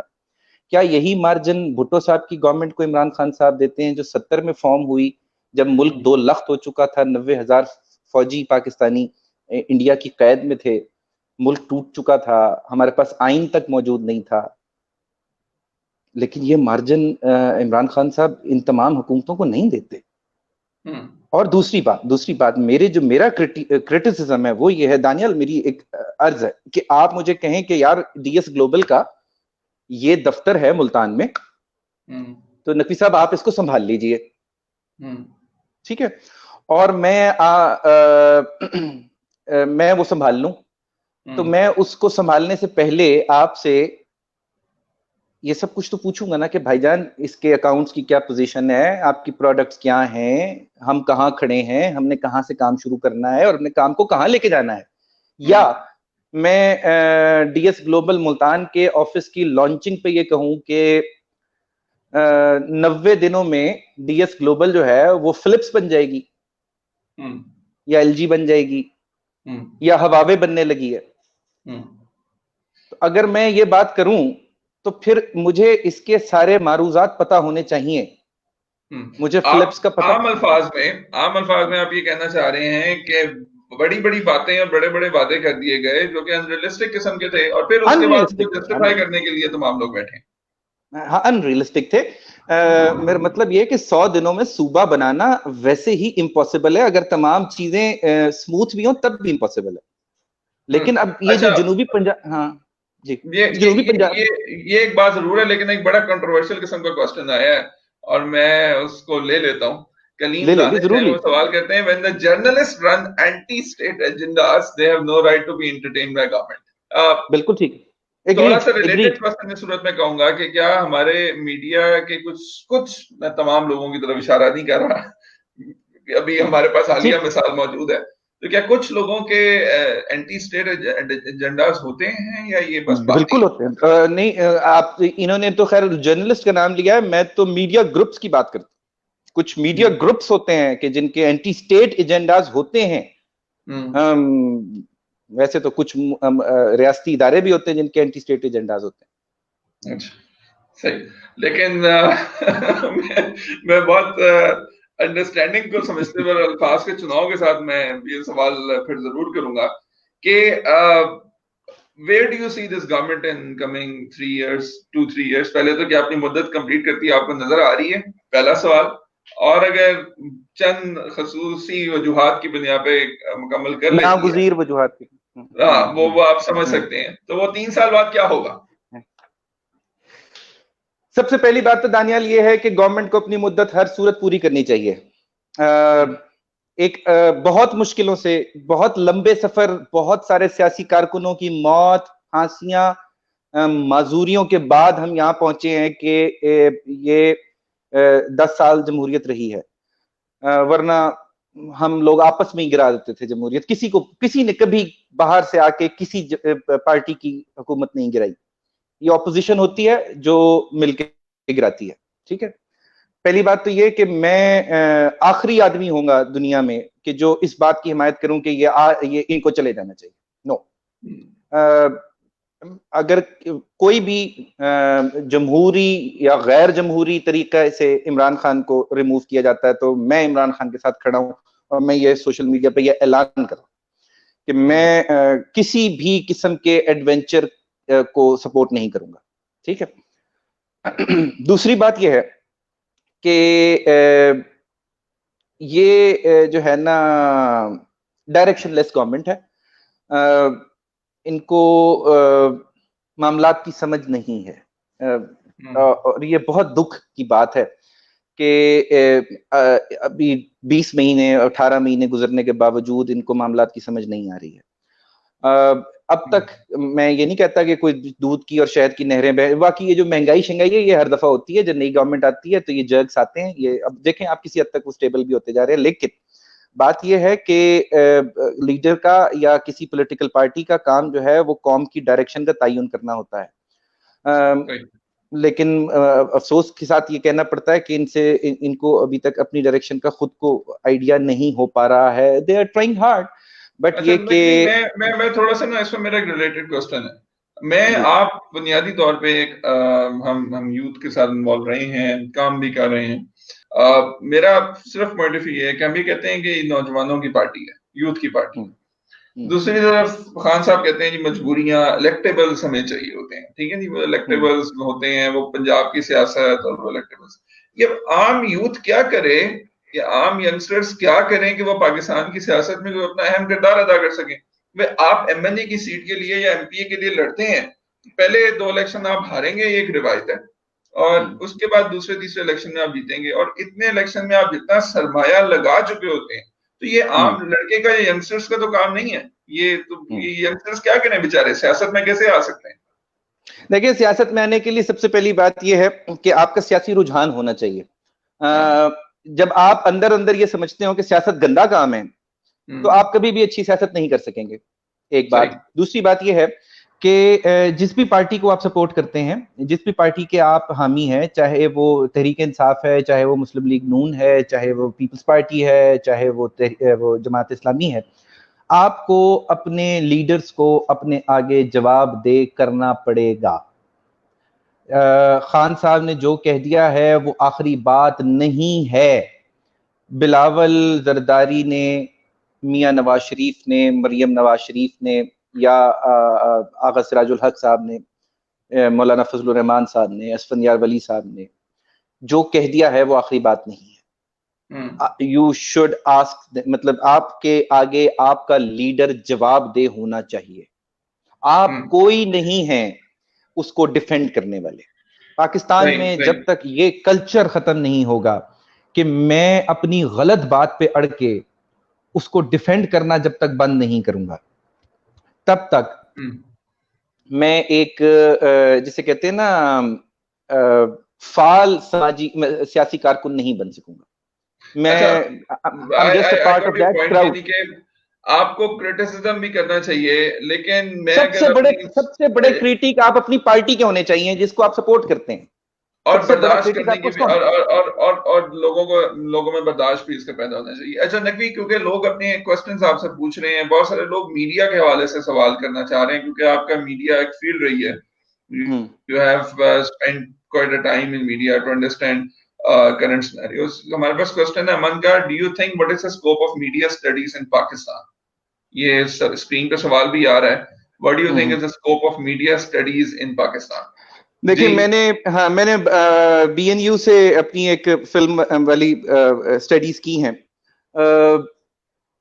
मैं अगर आपसे सच बोलूं तो मुझे उसका खास फायदा नहीं हुआ। वो आप इस वजह से भी कह सकते हैं कि you had all the media ingredients beforehand and then you went to the institution. पता नहीं, मुझे नहीं पता, मैं आज तक फिगर आउट नहीं कर पाया हूं कि मुझे क्यों नहीं खातिर खा मतलब फायदा हो सका। लेकिन बात यह है कि अब तो आप हो सकता है कि एक रात में स्टार बन जाएं, ये वो दुनिया है, ठीक है। आपकी एक वीडियो आपको जो आपने अपने फोन से बनाई है वो आपको ऑस्कर तक लेके जा सकती है, ठीक है। ऑस्कर ने अभी रिसेंटली 1-2 साल पहले आईफोन को कैटेगरी के तौर पे एक्सेप्ट किया है कि आप अपनी, अगर आईफोन से बनी हुई फिल्म है तो हम उसको कैटेगरी एक्सेप्ट करते हैं। लेकिन बात यह है कि ये जमाना जो है ना, ये अब कंटेंट से ज्यादा स्मार्ट कंटेंट का जमाना हो गया है कि आपके पास कंटेंट, हर बात तकरीबन हर किसी को पता है। मुझे नहीं लगता दानियाल कि मैं और आप यहाँ बैठ के कोई ऐसी बात कर सकते हैं कि जिसके बारे में हम ये दावा करें कि ये हम बिल्कुल यूनिक बात कर रहे हैं, ये हमसे पहले किसी ने नहीं की, ठीक है। लेकिन ये कि अब आपको अपनी बात को इस तरीके से प्रेजेंट करना पड़ेगा कि वो यूनिक लगे, वो लोगों पे असर करे, और आपकी, अब इट्स ऑल अबाउट प्रेजेंटेशन। तो स्टडी जरूर कीजिए मीडिया को, लेकिन ये कि पहले ये समझ लीजिए, पहले ये फिगर आउट कर लीजिए कि क्या आप मीडिया के लिए हैं या नहीं है? क्योंकि मैं तो अक्सर ये जो यंगस्टर्स कभी पूछते हैं कि मीडिया स्टडी के क्या करना चाहिए, तो मैं उसको पूछता हूँ यार तुम्हारा रुझान है कि नहीं है? वो कहता हाँ जी बड़ा रुझान है। अच्छा, वो रुझान में जब आप ये पूछो कि ये बताओ कि जो है म्यूजिक के जॉनरास कितने तुम्हें पता है, तो वो आगे से एक बड़ा ही खाली नजर से आपको दिखता है। तो आप उसको पूछते हो कि यार ये तो नहीं बनेगी बात। मिसाल के तौर पे बीएनयू में हम क्लास थी, हमारी म्यूजिक की क्लास थी और फहीम मदर साहब पढ़ा रहे थे, तो वहां पे हमारे एक दोस्त ने उनसे ये सवाल किया कि क्या मौसीकी हराम है या हलाल है।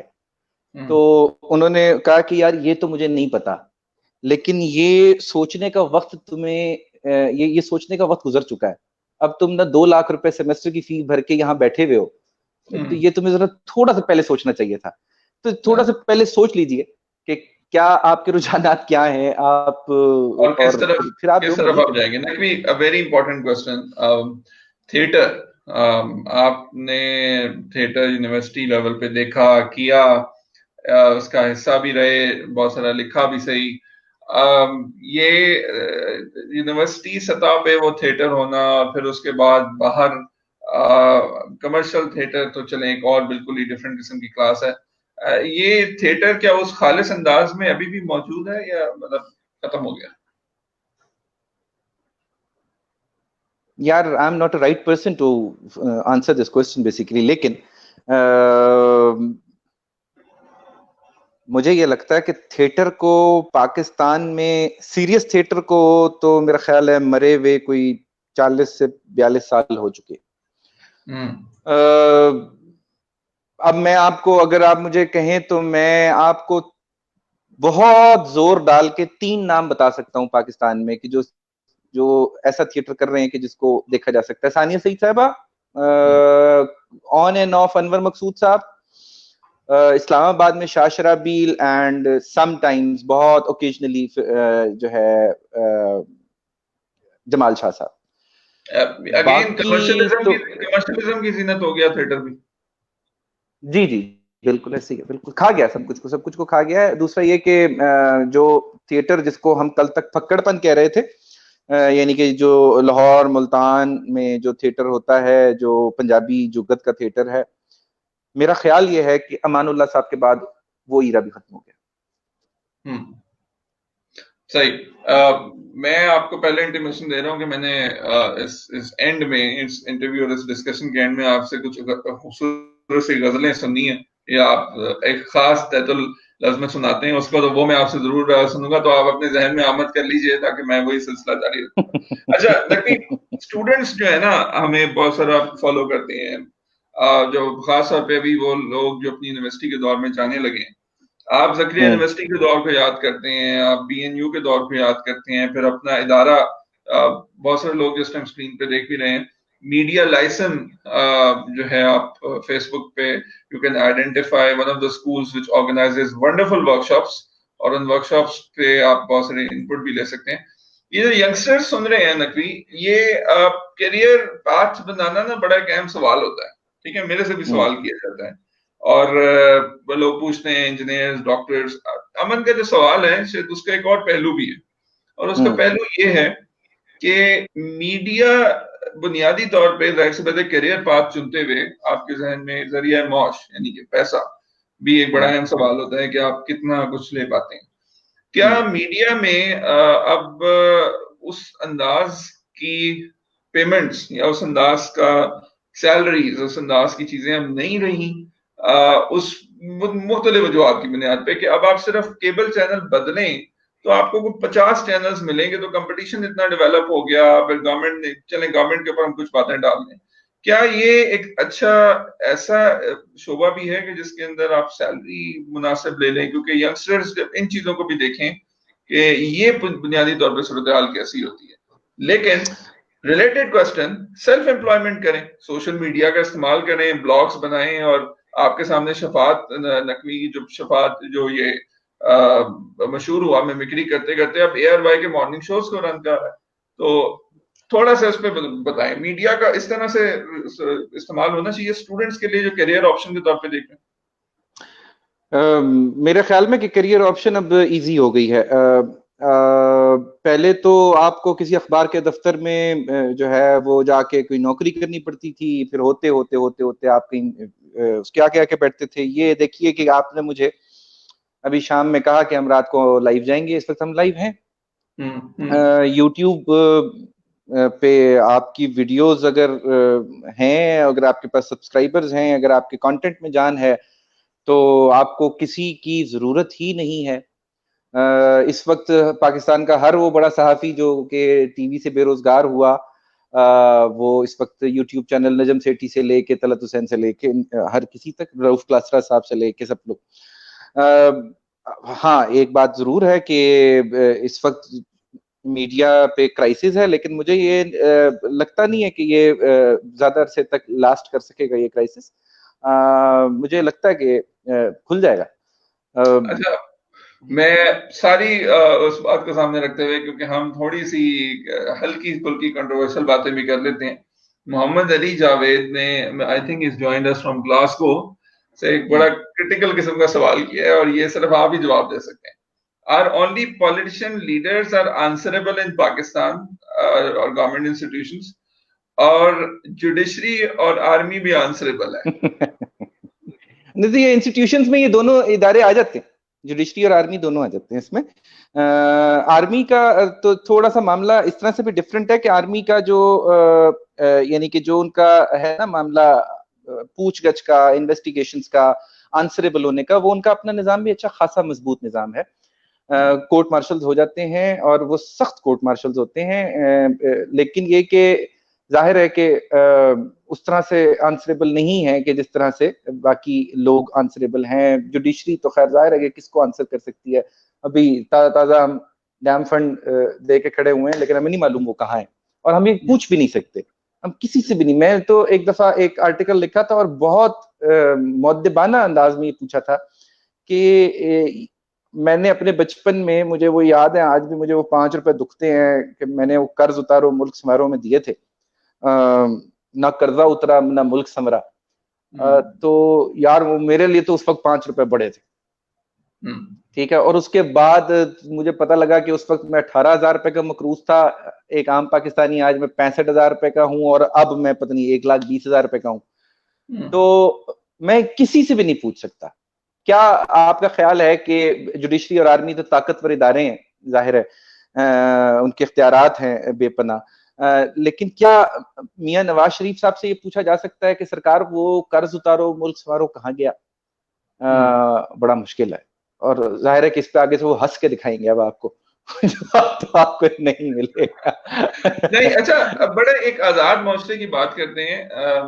देखिए, मैं करूंगा, मैंने वो एक पूरा इन डेप्थ मुशर्रफ के ऊपर जो आया, इररिस्पेक्ट ऑफ द फैक्ट कि वो कैसा कैसा लीडर था, क्या दौर गुजरा, क्या जो फैसले हुए, लेकिन जुडिशरी की तरफ से एक फैसला आया, उसको मैंने पढ़ा और उसमें चंद एक बातें की गई, वो आपको पता ही है जिस किस्म की बातें थी मुशर्रफ के हवाले से।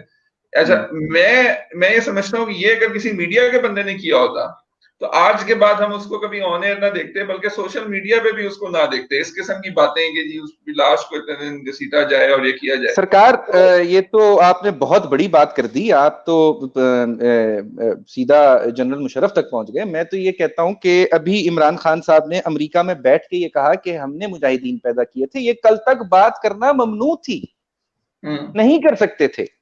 आप तो एक एक डिक्टेटर की बात कर रहे हैं कि जिसको बहुत कुछ सिर्फ इस वजह से जस्टिफाई हो जाता है क्योंकि वो डिक्टेटर है।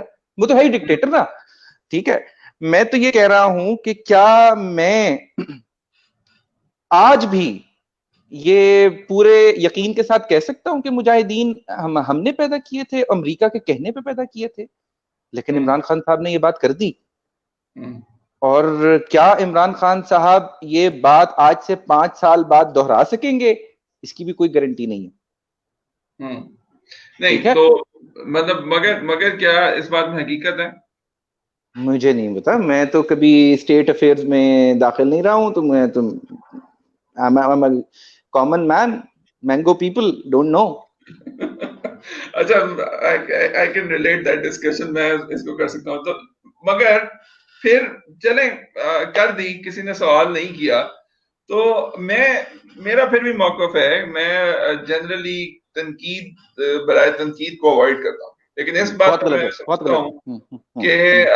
कि अदलिया और फौज पे तनकीद को एंटी स्टेट स्टेटमेंट्स क्यों लिया जाता है।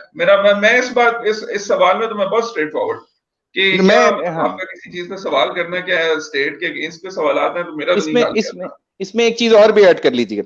हम अपने मजहबी इदारों पे और मजहबी शख्सियात पे भी सवाल नहीं उठा सकते हैं। हम्म।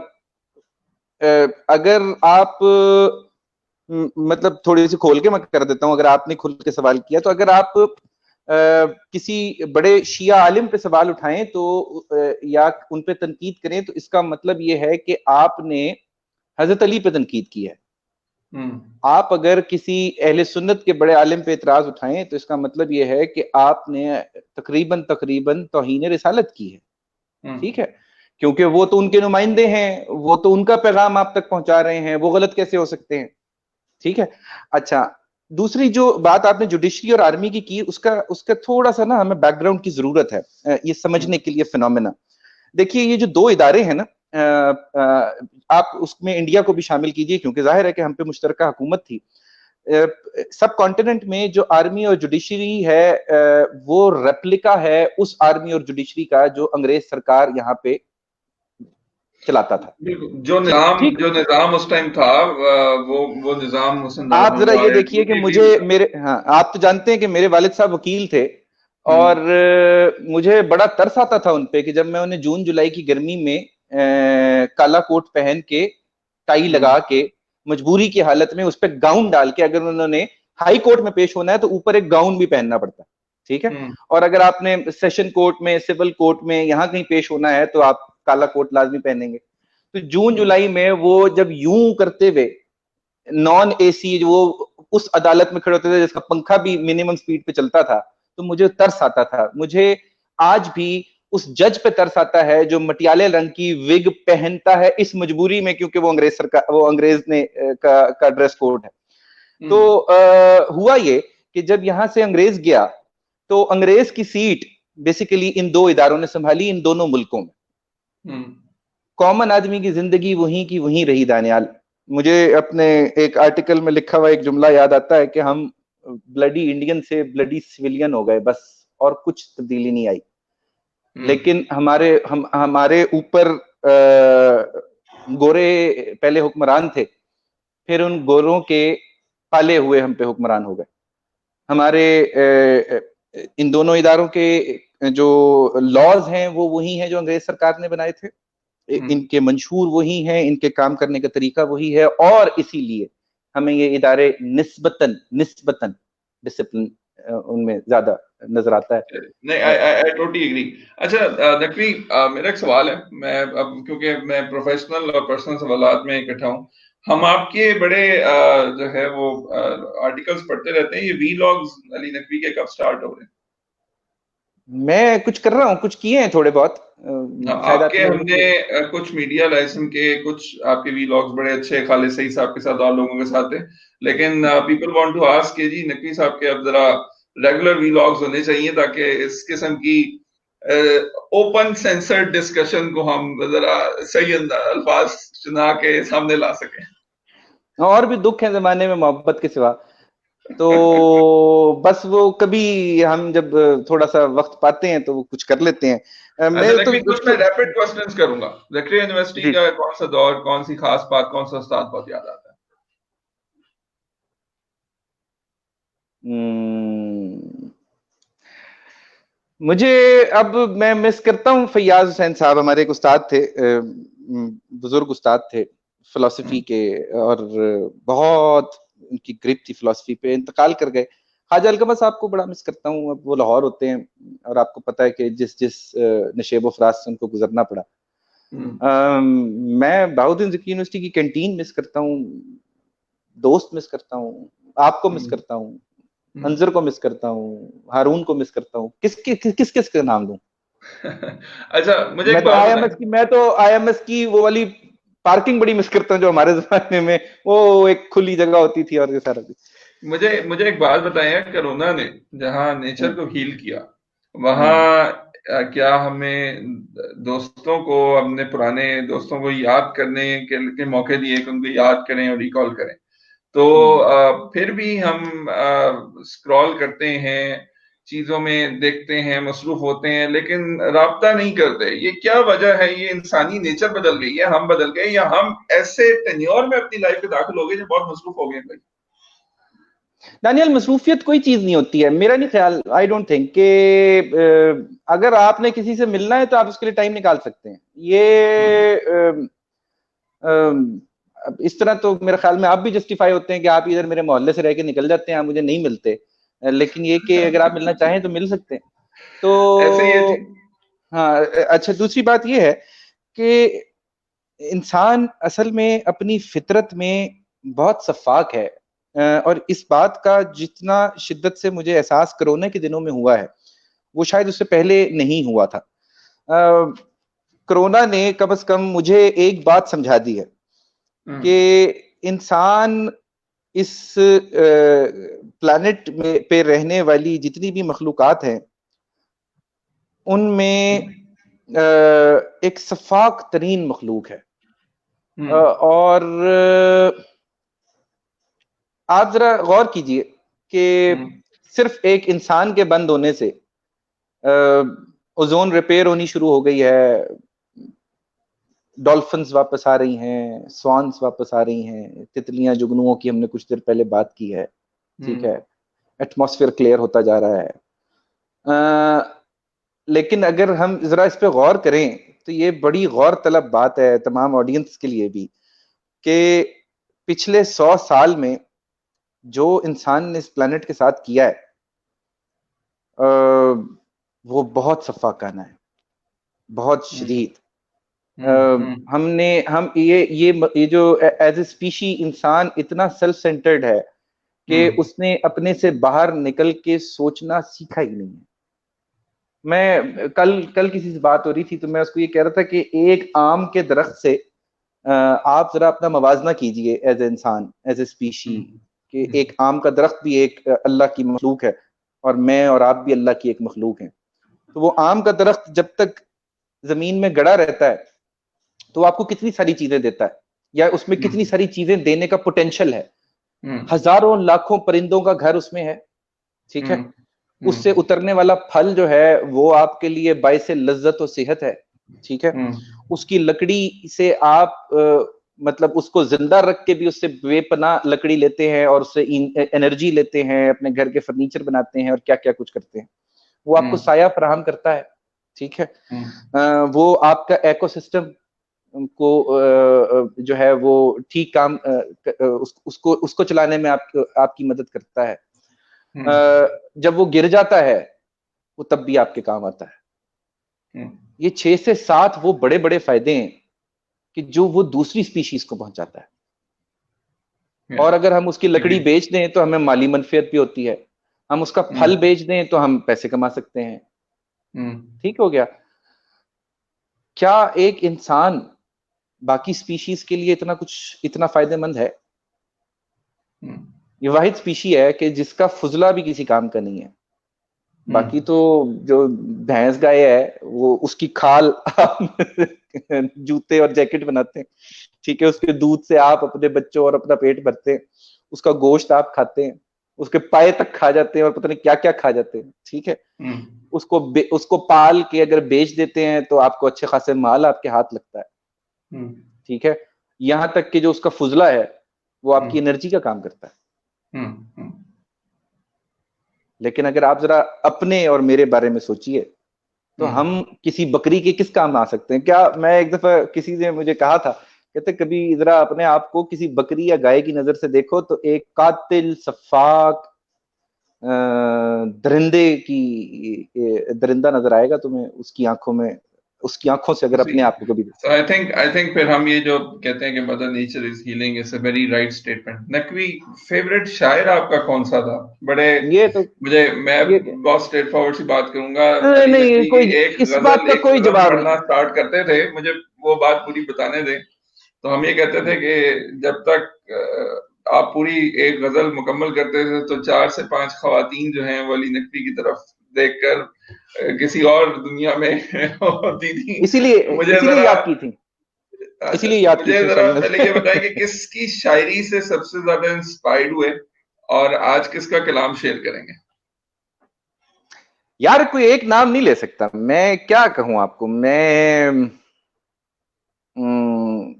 अपने हमारे दोस्त है मुबशिर सईद, मुल्तान में आजकल साहिवाल में, मैं उनसे बड़ा इंस्पायर हूँ। मैं जॉन एलिया से लेके मोहसिन नकवी से लेके फराज, फैज, गालिब, इकबाल, क्या कहूँ, इसका कोई जवाब हो ही नहीं सकता। मुनीर नियाजी, मजीद अमजद। सबसे ज्यादा जिसकी शायरी ने नकवी, अली नकवी को जो है वो इंस्पायर किया हो? मुझे बचपन मैट्रिक तक की अगर आप बात करें, मैट्रिक तक मुझे गालिब ने बहुत इंस्पायर किया। मैं हम्म, खुश नसीबों में से हूँ कि जिनको सही उम्र में गालिब पढ़ने की तौफीक हो गई। मेरा ख्याल में गालिब पढ़ने की उम्र जो है वो मैट्रिक के आसपास की उम्र है। उसके बाद आपके थोड़े से स्टैंडर्ड सेट हो जाते हैं, तो फिर आपको उसका सिर्फ एक फायदा होता है कि जो हम्म। सब स्टैंडर्ड शायरी है ना, उससे बच जाते हैं। मैं नाम लेके कह देता हूँ, मैं अल्लाह का शुक्र अदा करता हूँ कि मैंने वसी शाह को कभी नहीं पढ़ा। मैं ऐसे बहुत सारे नाम ले सकता हूँ कि जिनको अल्लाह ने मुझे बचाया उनको पढ़ने से। मुझे वसी हम्म। शाह साहब एज अ पर्सन तो बड़े अच्छे लगते हैं, लेकिन मुझे एज ए शायर वो बिल्कुल अच्छे नहीं लगते। अच्छा, अ, आज आज किसका कलाम तो सुनाए ना जी आप, एक क्या जबरदस्त। सुनना चाहेंगे आप बताइए, आप सुनना क्या चाहेंगे, मैं ताकि आज आपको उस हिसाब आज से। आप जो सुनाए जी। आज मुझे मुझे सिर्फ ये पता है कि मैं आपका हाफजा गजलों और शेरों के हवाले से बहुत ज्यादा है। हम तो क्योंकि यूनिवर्सिटी में डिबेटर्स थे, तकरीरें करने वाले लोग थे, तो हमें तो शायद आपको पता है चंद एक शुरा का ही शेर याद होते थे। तो आप जरा एक थोड़ा सा कॉन्टेक्स्ट जरूर बताएं कि ये फेवरेट गजल क्यों है, और हम्म खास तहतुल्लाह से जिस अंदाज में आप सुनाते हैं उसके अंदाज में हम सुनना चाहेंगे। मैं आपको एक काम बहुत। करता हूँ, मैं हाँ, ये मैशअप का जमाना है, मैं आपको मैशअप सुना देता हूँ। चलें। हाँ उठाइए।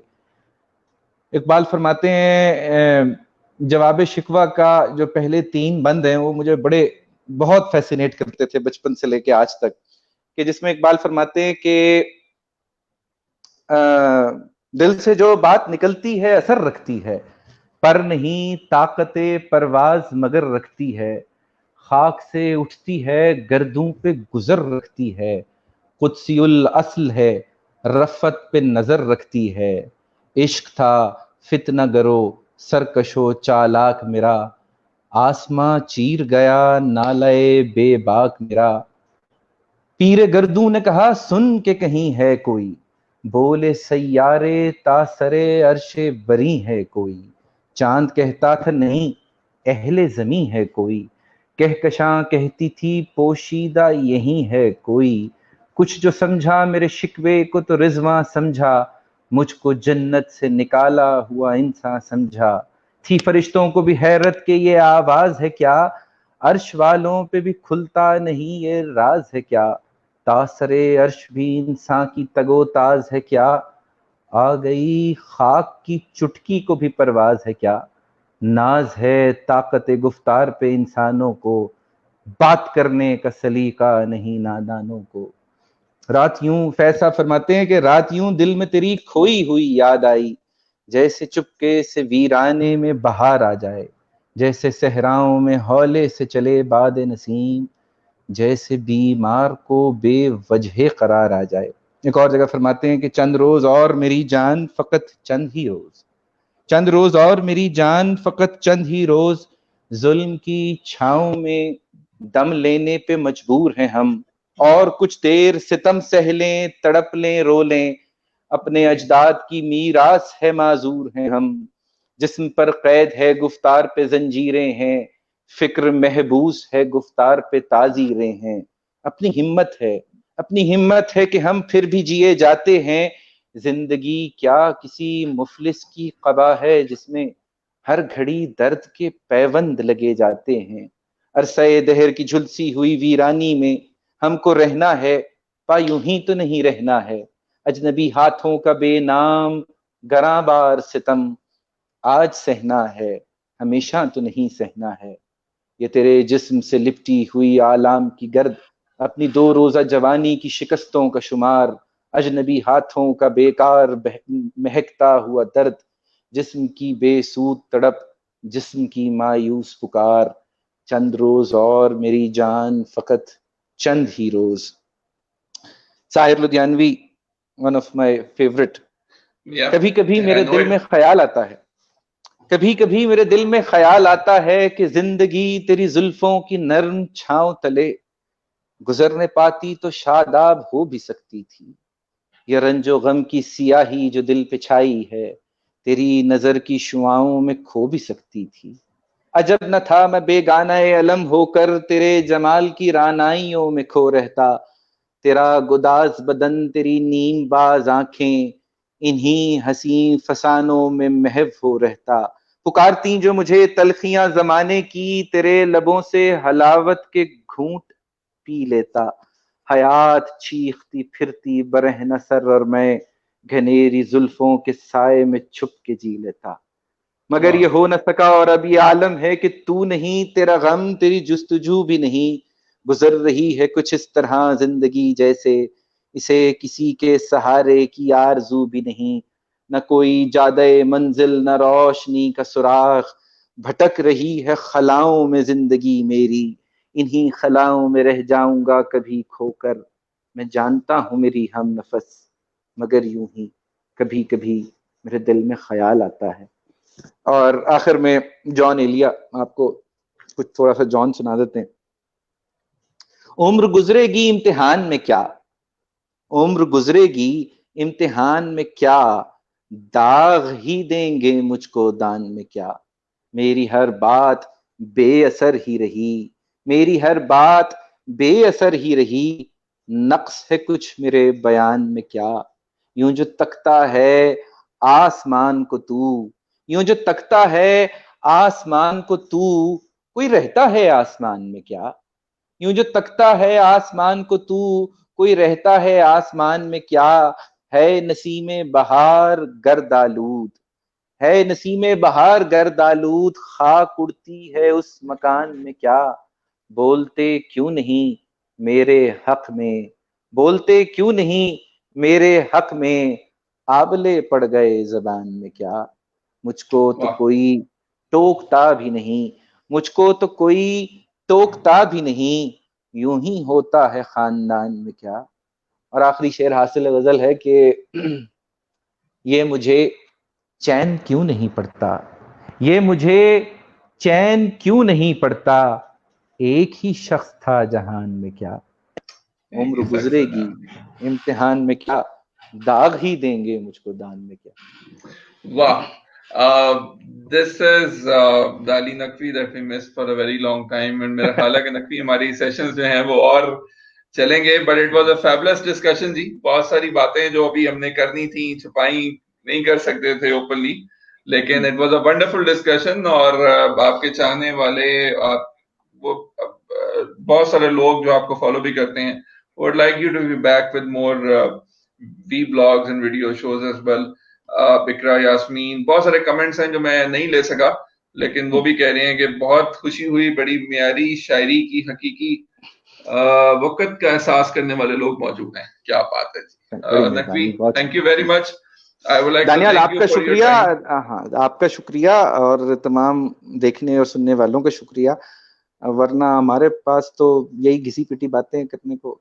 अली, कोई लास्ट मैसेज यूथ को, यंगस्टर्स को, लोगों को जो फॉलो कर रहे हैं, any last message you would like to give out सिर्फ एज एक वी एक एक कंक्लूड? एक बात मेरा और आपका इख्तलाफ हो सकता है, और जॉन की ही बात है, मैं क्या, मुझे क्या कि आओ इख्तलाफ राय पे इत्तेफाक कर, कि मैं और आप मुख्तलिफ हो सकते हैं। मैं और आप मजहबी तौर पे, लिसानी तौर पे, नजरियात के तौर पे, सियासी नजरियात के तौर पे हम मुख्तलिफ हो सकते हैं।